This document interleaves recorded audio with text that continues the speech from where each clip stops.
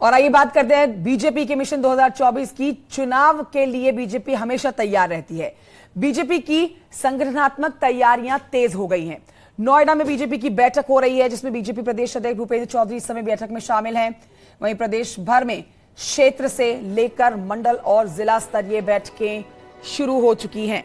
बैठक का समापन यूपी बीजेपी प्रभारी राधा मोहन सिंह करेंगे, जो बैठक इस समय नोएडा में चल रही है।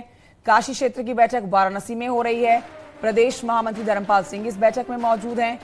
ब्रज क्षेत्र की बैठक की बात करें तो ये गोरखपुर में 18 मई से शुरू होगी। कानपुर और अवध क्षेत्र की बैठकें 19 मई को होगी। 20 और 21 मई को जिला कार्य समिति की बैठक होगी। मंडल कार्य समिति की बैठक 22, 23 और 24 मई को होगी।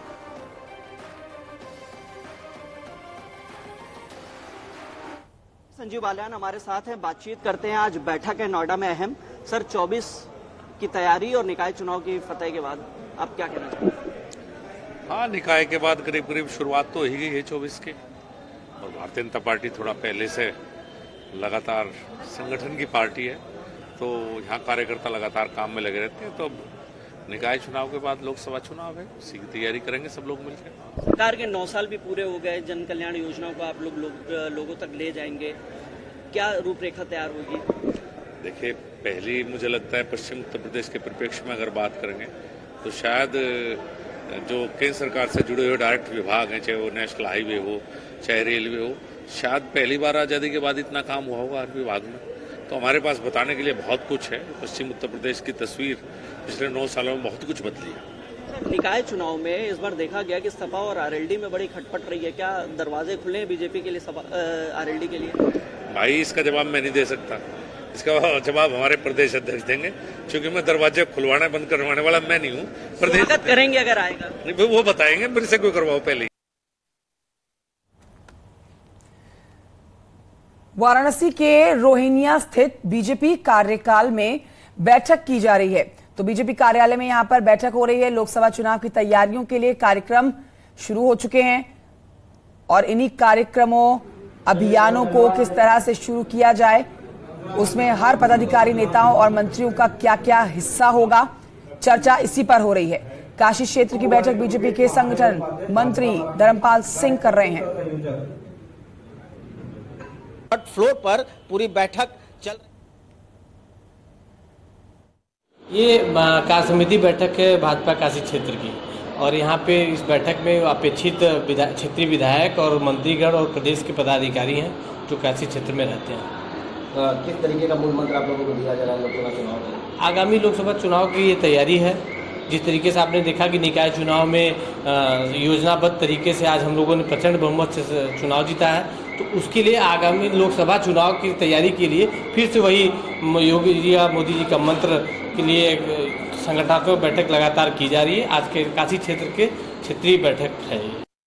निकाय चुनाव के बाद भारतीय जनता पार्टी लोकसभा चुनाव के लिए कमर कस लिए है, जिसकी तैयारियां आज से ही वाराणसी में दिखने लगी हैं। वाराणसी के रोहिनिया स्थित में भाजपा कार्यालय में पूरे 16 जिला से पदाधिकारी, नेता, मंत्री, विधायक जुटे हुए हैं। हम इस वक्त उसी कार्यालय पर हैं और इसके जो 3rd फ्लोर पर पूरी बैठक चल रही है, जिसमें पूरे 16 जिले के जो नेता हैं, पदाधिकारी हैं, सभी लोग जुटे हुए हैं और लोकसभा चुनाव को लेकर के कार्यक्रम और आयोजनों को किस तरीके से लगातार बदस्तूर जारी रखा जाए उस पर चर्चा हो रही है। और ये चर्चा मैराथन बैठक के रूप में हो रही है। सुबह 10 बजे से ये चर्चा शुरू हुई है और शाम को 6 बजे तक लगातार चलेगी और फिर से एक नया जो निर्णय है, एक नया जो प्लान है वो बन करके सामने आएगा, जो कि लोकसभा चुनाव के लिए सड़कों पर बीजेपी के नेताओं में देखने को मिलेगा। रवि पांडे, न्यूज़ 18, वाराणसी। तो देखिए, मंथन बैठकों का दौर जो शुरू हुआ है, इसी पर और जानकारी हमारे सहयोगी देंगे। हिमांशु शुक्ला हमारे साथ नोएडा से इस समय लाइव हैं, रवि पांडे हमारे साथ वाराणसी से लाइव हैं। सीधे रुख करते हैं पहले हिमांशु की तरफ, जो कि नोएडा से हमारे साथ लाइव हैं। हिमांशु, हम देख रहे थे आप इस बैठक पर नजर बनाए हुए हैं। अब देखिए, मंथन के साथ साथ 2024 को लेकर रणनीति भी तैयार की जानी है और पार्टी अति उत्साहित नहीं है, क्योंकि देखिए, एक तरफ विधानसभा में जो बड़ी जीत मिली है, निकाय चुनाव में बीजेपी को बड़ी जीत मिली है, लेकिन जो छोटी छोटी कमियां रह गई हैं, जहां पर हार देखी गई है, कमी पेशी देखी जा रही है, उनको दुरुस्त करने के लिए मंथन किया जा रहा है। उत्साह है, लेकिन उसके साथ साथ कमियों को भी दूर करना है। इसी को लेकर बैठकों का दौर शुरू हुआ है। नोएडा में जो बैठक होनी है वो शुरू हो चुकी है। भूपेंद्र सिंह यहां पर इस बैठक में मौजूद हैं। क्या बड़ी बातें अब तक निकल कर आ रही हैं बैठक के दौरान की, हिमांशु?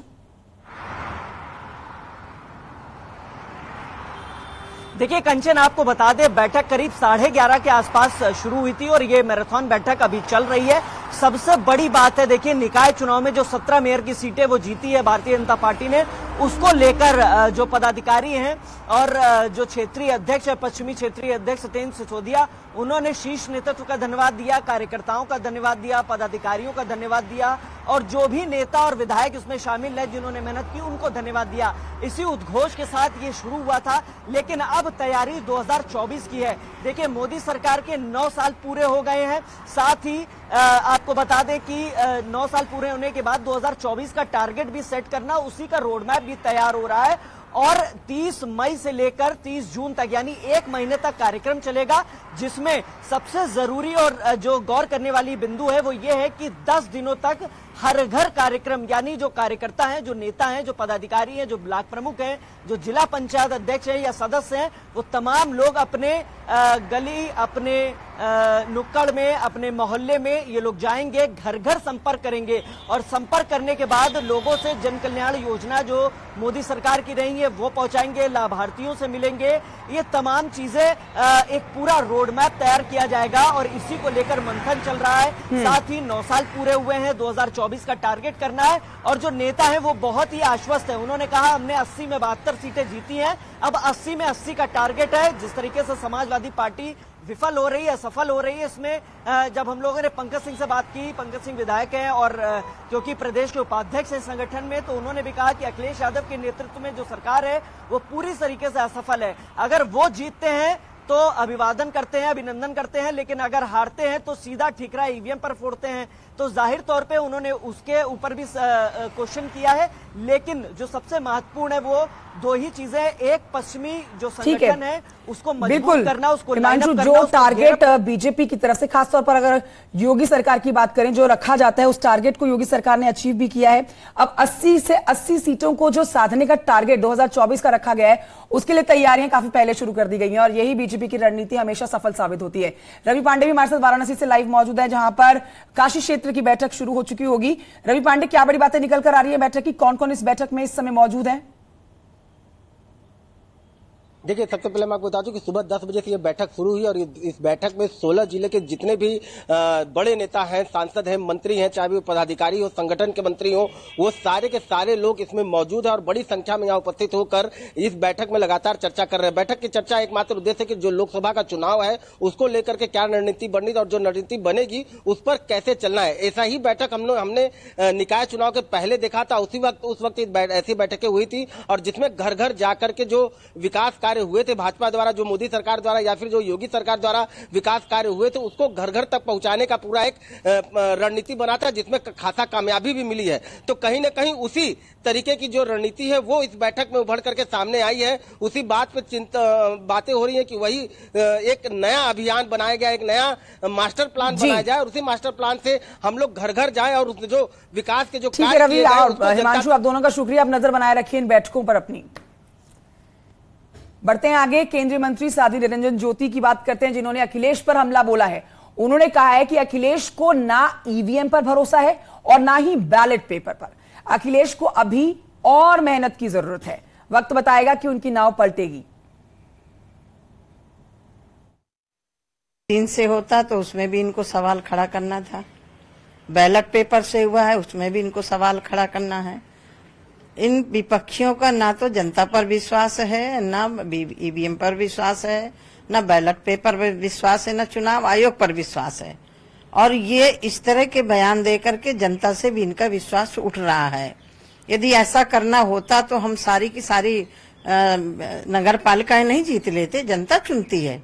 अब अखिलेश जी को अभी पूरा का पूरा चुनाव ईवीएम से होता तो ईवीएम खराब होती, अब उसमें फर्जी आई कार्ड हो गया। ये समझ में नहीं आ रहा, विपक्ष स्वयं नहीं अपनी जमीन तलाश पा रहा कि हम कैसे चुनाव जीतें। आपने और आगे बढ़ते आपको बताते हैं, प्रदेश उपाध्यक्ष और बीजेपी के विधायक पंकज सिंह का कहना है कि यूपी में लोकसभा की सभी 80 सीटें जीतने का हमारा लक्ष्य है। के 17 मेयर के सीट जीतने के बाद जब हम लोकसभा के लिए बढ़ेंगे तो उसके लिए इस चुनाव ने एक अच्छा मोमेंटम, पॉजिटिव मोमेंटम एक सेट किया है।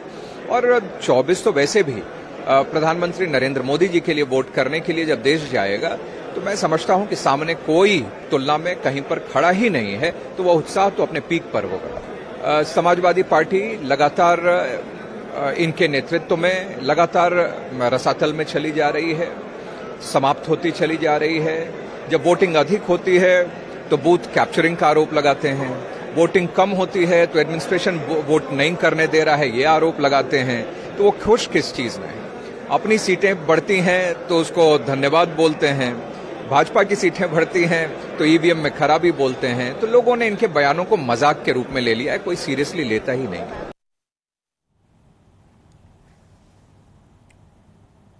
पहले लड़ाई फिर जीत मिलते ही कांग्रेस की याद आई। विपक्षी दलों ने ऐसा कुछ चल रहा है कि जब कांग्रेस हारती है तो सभी विपक्षी दल खुद अलग हो जाते हैं। लेकिन अब कर्नाटक में जीत के बाद विपक्ष का नया गीत शुरू हो चुका है। कांग्रेस के साथ ममता ने हाथ बढ़ाया है, अखिलेश ने भी ममता के सुर में सुर मिलाया है। क्या 2024 में काम आएगा विपक्षी एकता?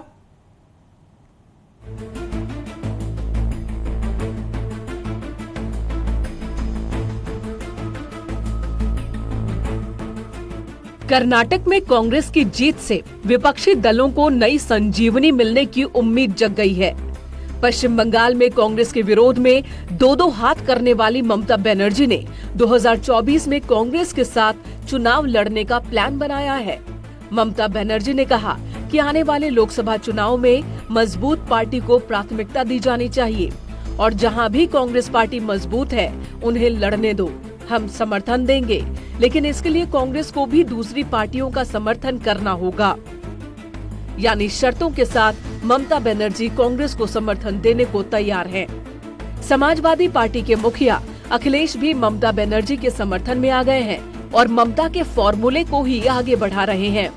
आदरणीय नीतीश कुमार जी, आदरणीय ममता बनर्जी जी, केसीआर साहब और बहुत सारे दल इसी कोशिश में हैं कि कोई रास्ता निकले और जो दल जहां मजबूत है उस दल के नेतृत्व में चुनाव लड़ा जाएगा। वहीं बीजेपी ने प्रहार करते हुए कहा कि 2014 के बाद विपक्षी दल हमेशा एकजुट हो रहे, लेकिन फिर भी सफलता नहीं मिल रही।